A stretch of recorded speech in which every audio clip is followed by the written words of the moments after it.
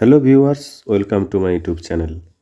আজ এবিটিএ 2023-24 ফিজিক্সের page SC66 নিয়ে আলোচনা করব। MCQ SAQ. দেখো, প্রথম প্রশ্ন বলেছে একটি শঙ্কুকে ধনাত্মক আধানে আহিত করা হলো, আধানের তলমাত্রিক ঘনত্ব সর্বোচ্চ হবে। এটা তোমরা জানো, যার কার্ভ সারফেস সব থেকে যেটা বেশি মানে তোমার হচ্ছে এখানে কোথায় হবে, শীর্ষবিন্দুতে। অপশান এ তা এখানে কারেক্ট হবে, শীর্ষবিন্দুতে। দুয়ের দাগে বলেছে একটি তড়িতাহিত ফাঁপা গোলকের ব্যাসার্ধ বলে দিয়েছে 5 সেন্টিমিটার এবং পৃষ্ঠতলের বিভব বলেছে 10 ভোল্ট। কেন্দ্রে বিভব কত হবে? দেখো, ফাঁপা গোলক বলেছে, আমরা জানি যে ফাঁপা গোলকের ক্ষেত্রে বিভবটা কেন্দ্রে মানে পৃষ্ঠে যা হবে কেন্দ্র অবধি সব জায়গায় একই থাকবে, বিভবের কোনো পরিবর্তন হবে না। তাহলে কি হবে? 10 ভোল্ট। অপশান বিটা এখানে কারেক্ট হয়ে যাবে, 10 ভোল্ট। আচ্ছা, তারপরে প্রশ্নটা দেখো, একটু ভালো প্রশ্ন, যে দুটো তামার তারে ব্যাসের অনুপাত বলেছে 1:4। দুটি তারের মধ্য দিয়ে একই মানের তড়িৎ প্রবাহিত হলে তার দুটির মধ্য দিয়ে ইলেকট্রনের বিচলন বেগের অনুপাত কত হবে? আমরা জানি যেহেতু প্রবাহমাত্রা এখানে স্থির আছে, তাই বিচলন বেগ কী হবে? প্রস্থচ্ছেদের ক্ষেত্রফলের সাথে ব্যস্তানুপাতিক। প্রস্থচ্ছেদের ক্ষেত্রফল মানে এখানে আমরা পাই আর স্কোয়ার ধরতে পারি, তাই এখানে ব্যাসার্ধের স্কোয়ারের সাথে ব্যস্তানুপাতিক সম্পর্ক। তাহলে প্রথমটা যদি আমরা দুটো তামার তার বলেছে, তাহলে প্রথমটার যদি ভিডি হয় তার ব্যাসার্ধ আর স্কোয়ার, আর দ্বিতীয়টার ক্ষেত্রে আমরা ধরতে পারি ভিডি ড্যাস্ট, তার ব্যাসার্ধ যদি আর ড্যাস্ট হয় আর ড্যাস্টের স্কোয়ার, ব্যস্তানুপাতিক সম্পর্ক। আচ্ছা, এবার প্রশ্ন অনুযায়ী কী বলেছে না, ব্যাসের অনুপাত 1:4 মানে 2r/2r ড্যাস্ট হচ্ছে 1/4, মানে r/r ড্যাস্ট সমান হচ্ছে 1/4। এবার আমরা কি করব, দুটোর কি বলেছে যে বিচলন বেগের অনুপাত ইলেকট্রন, তাহলে ভিডি ড্যাস্ট এটাকে আমরা অনুপাত বের করব, দিলে পাচ্ছি কি, নিচে চলে যাচ্ছে আর স্কোয়ার, উপরে থাকছে আর ড্যাস্টের স্কোয়ার। তার মানে আর ড্যাশটাকে নিচে নিয়ে এলে r/r ড্যাস্টের হোল স্কোয়ার, 1/r/r ড্যাস্টের হোল স্কোয়ার, মানে 1r/r ড্যাস্ট মানে আমরা পাচ্ছি 1/4, মানে 1/4 হোল স্কোয়ার, বা 4টা উপরে উঠে যাবে 4 স্কোয়ার মানে 16। তাহলে হচ্ছে 16:1, মানে এখানে অপশান এটা এখানে কারেক্ট হয়ে যাচ্ছে 16:1। এবার 4এর দাগে বলেছে, দেখো খুব ভালো প্রশ্ন, যে একটি সুষম চৌম্বক ক্ষেত্রে ঘূর্ণনশীল একটি আহিত কণার বৃত্তপথের ব্যাসার্ধ। এতে বলেছে কণাটির ভরবেগের সমানুপাতিক, গতিশক্তির সমানুপাতিক, আধানের সমানুপাতিক আর চৌম্বক ক্ষেত্রের মানের সমানুপাতিক। তাহলে এক্ষেত্রে কি হবে? আমরা জানি যে এক্ষেত্রে আহিত কণার যে বৃত্তপথের ব্যাসার্ধটা আর সমান হচ্ছে mv/q/b, মানে এখানে আধানের উপর নির্ভর করে কিন্তু ব্যস্তানুপাতিক, চুম্বক ক্ষেত্রের সাথেও ব্যস্তানুপাতিক। এখানে যদি আমরা m/vটাকে ভরবেগ ধরি তাহলে ভরবেগের সাথে সমানুপাতিক। অপশান এটা এখানে ঠিক হয়ে যাবে, কণাটির ভরবেগের সমানুপাতিক। আচ্ছা, এরপরে 5এর দাগে বলেছে, দেখো খুব এটাও ভালো প্রশ্ন আসে, যে ভূপৃষ্ঠের যে স্থানে ভূচৌম্বকের অনুভূমিক ও উল্লম্ব উপাংশ সমান সেখানে বিনতি কোণের মান কত হবে? তাহলে আমরা জানি যে একটা ভূচৌম্বকের অনুভূমিক উপাংশ h সমান i cos থিটা আর উল্লম্ব উপাংশ v সমান i sin থিটা। দুটোকে সমান বলেছে, তাহলে দুটোকে সমান করে দাও। তাহলে i cos থিটা সমান i sin থিটা মানে tan থিটা সমান 1, মানে tan কত ডিগ্রির মান 1 হয়? tan 45 ডিগ্রির মান, তার মানে এখানে থিটা সমান আসছে 45 ডিগ্রি। অপশান বিটা এখানে ঠিক হয়ে যাবে।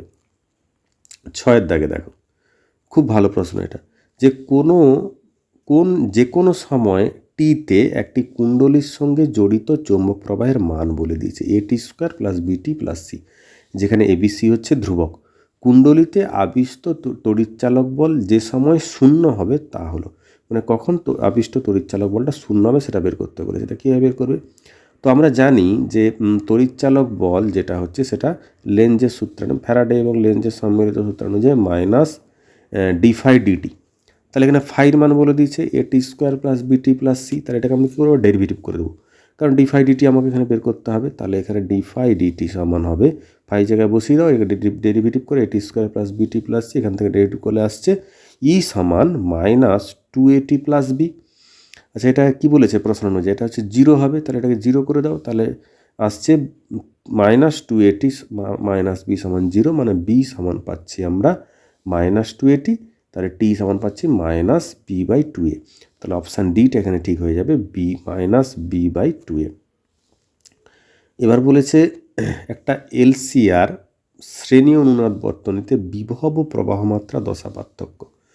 শ্রেণী অনুনাদ বর্তনীতে বিভব ও প্রবাহমাত্রা দশা পার্থক্য হচ্ছে অপশান ডি এখানে 0।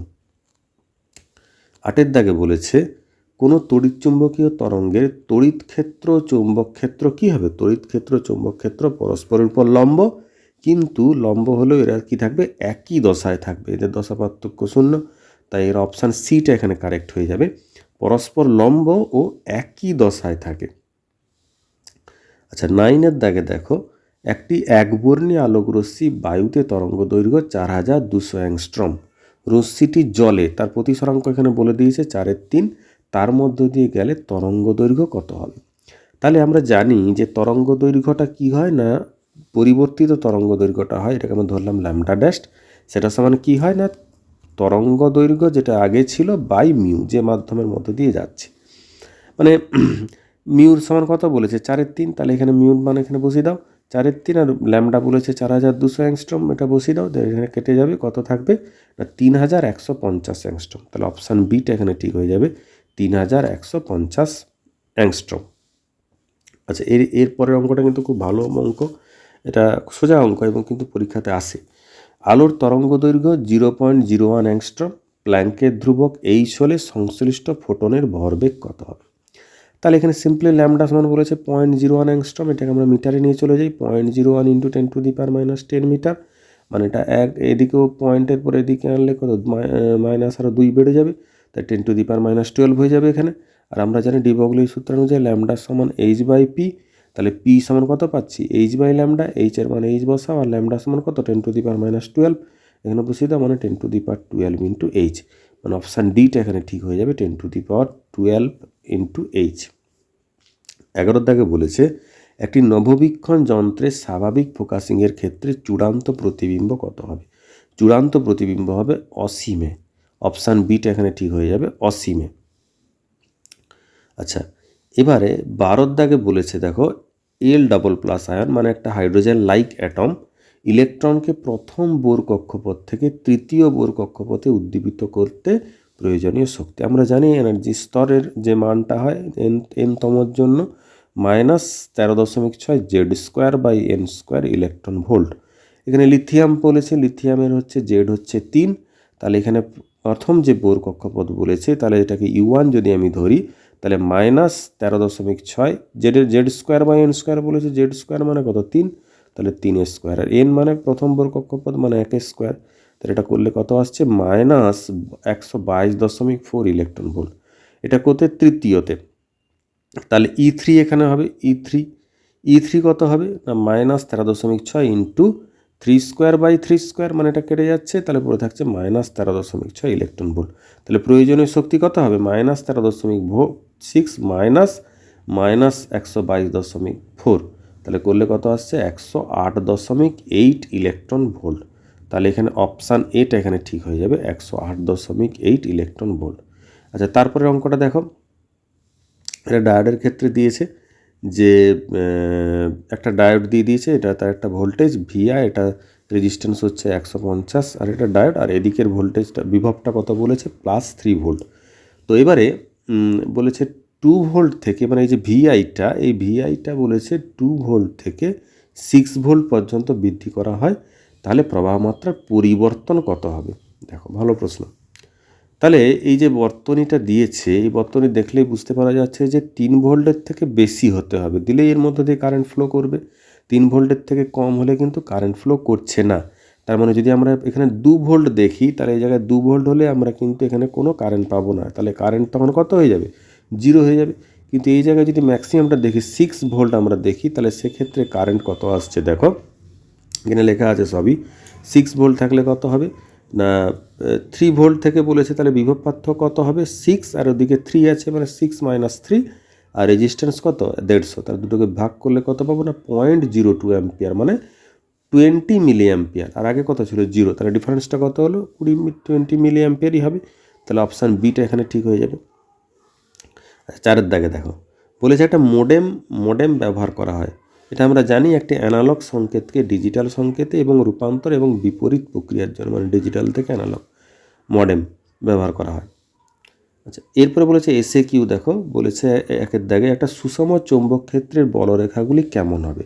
বলবে একটা সুষম চৌম্বক ক্ষেত্রে বলরেখাগুলি পরস্পরের সমান্তরাল হবে। 5 সেন্টিমিটার দীর্ঘ একটি দণ্ডচুম্বকের ভ্রামক বলেছে 1 অ্যাম্পিয়ার মিটার স্কোয়ার। প্রতিটি মেরুর শক্তি কত হবে। দেখো কি না, আমরা জানি প্রতিটি মেরুর শক্তি কিউএম সমান পিএম বাই এল। এখানে লিখে দেবে অবশ্যই পিএম সমান চৌম্বক ভ্রামক, মান বলে দিয়েছে 1 অ্যাম্পিয়ার মিটার স্কোয়ার। এল সমান হবে চৌম্বক দৈর্ঘ্য 5 সেন্টিমিটার, মানে 5 ইন্টু 10⁻² মিটার। তাহলে কিউএম সমান কত পাচ্ছি 1/5 ইন্টু 10⁻², মানে 20 অ্যাম্পিয়ার মিটার, মানে এইটা হয়ে যাবে মেরু শক্তি মান। 2 দাগে কী বলেছে দেখো, বলেছে যে 0.1 দৈর্ঘ্য বিশিষ্ট একটি দণ্ড পরিবাহী 0.1 টেসলা সুষম চৌম্বক ক্ষেত্রে 15 মিটার পার সেকেন্ড বেগে চলছে। দণ্ডটির দৈর্ঘ্য চৌম্বক ক্ষেত্রের লম্বা বরাবর আছে। দণ্ডটির দুই প্রান্তের আবিষ্ট তড়িৎচালক বল কত হবে। দেখো আমরা জানি যে দণ্ডটির দুই প্রান্তে আবিষ্ট তড়িৎচালক বলের মান হবে VLV। আর এখানে 90 ডিগ্রি বলেছে, তাই এখানে হবে ভি সমান বলেছে যে চৌম্বক ক্ষেত্র 0.1 টেসলা, এল সমান হচ্ছে পরিবাহীর দৈর্ঘ্য 0.1 মিটার, ভি সমান হচ্ছে পরিবাহীর গতিবেগ 15 মিটার পার সেকেন্ড। এখানে সবগুলো মান বসিয়ে দাও, তাহলে পাচ্ছি কত ই সমান 0.15 ভোল্ট। তাহলে এটা আমাদের অ্যান্সার হয়ে যাবে। এবারে বলেছে এফ অথবাতে এফ হার্জ এ সি ধারকত্বের একটি ধারকের প্রতিঘাত কত হবে। আমরা জানি যে প্রতিঘাতের ক্ষেত্রে হবে, লিখে দেবে এফ হার্জ ও সি ধারকত্বের একটি ধারকের প্রতিঘাত হবে এক্সি, মানে হচ্ছে 1/ωc। আর 1/ωc মানে কিন্তু 1/2πf। এফ বলে দিয়েছে এখানে যেহেতু কম্পাঙ্ক 2πf ইন্টু সি, এটা হয়ে যাবে এর প্রতিঘাত। এরপরে বলেছে 3 দাগে পি ক্ষমতার সমতলোত্তর লেন্সকে একটি সমদ্বিখণ্ডিত করলে তার ক্ষমতা কত হবে। সমদ্বিখণ্ডিত লক্ষ্য বরাবর বলেছে, মানে একই থেকে যাবে, তার ক্ষমতা পি হবে। আচ্ছা, পি টাইপ অর্ধপরিবাহিত সংখ্যাগুরু আধান বাহক লিখবে পুরো পূর্ণ বাক্যে। পি টাইপ অর্ধপরিবাহিত সংখ্যাগুরু বাহক হলো হোল। পি টাইপ অর্ধপরিবাহিত সংখ্যাগুরু বাহক হচ্ছে হোল। এবার এটাকে বলেছে, এখানে দেখো এখানে বলেছে বাইনারি থেকে ডেসিবেল করতে বলেছে। 5টা 1 আছে পরপর, তাহলে এখানে 1 × 2⁴ প্লাস 1 × 2⁵ প্লাস 1 × 2² প্লাস 1 × 2⁻1 প্লাস 1 × 2⁵। তাহলে সলিউশন করলে কত আসছে 31 × 10। তাহলে এটা আমরা বাইনারি থেকে ডেসিমাল পেলাম। খুব সোজা প্রশ্ন ছিল এটা। তো দেখো আমি এগুলো আলোচনা করে দিলাম। আর যদি কারো কোনো সমস্যা থাকে কমেন্ট বক্সে জানাও, আর ভিডিওগুলো শেয়ার করতে থাকো। Best of luck, thank you.